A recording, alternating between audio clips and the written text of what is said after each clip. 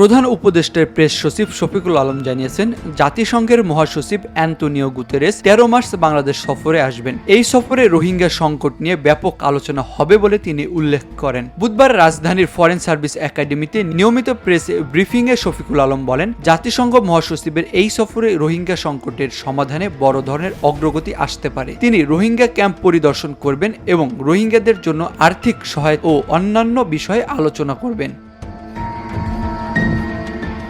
Press সচিব আরও জানান, গুতেরেস 4 দিনের সফরে বৃহস্পতিবার ঢাকায় আসবেন। এরপর তিনি কক্সবাজারের রোহিঙ্গা ক্যাম্প পরিদর্শন করবেন। রোহিঙ্গাদের জন্য খাদ্য সহায়তা কমে যাওয়ায় এই সফরে বিশ্ব নেতাদের নজর রোহিঙ্গা সংকটের দিকে আরও বেশি আকর্ষিত হবে বলে আশা করা হচ্ছে।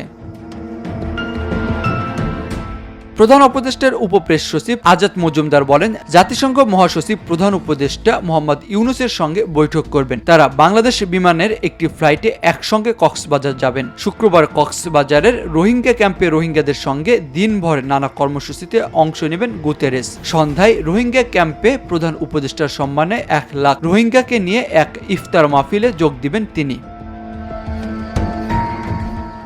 এই সফর রোহিঙ্গা সংকটের সমাধানে আন্তর্জাতিক সম্প্রদায়ের আরও জোরালো ভূমিকা আশা করা হচ্ছে। রোহিঙ্গা প্রত্যাবাসন ও তাদের মানবিক সহায়তা নিয়ে আলোচনা হবে এই সফরের মূল বিষয়।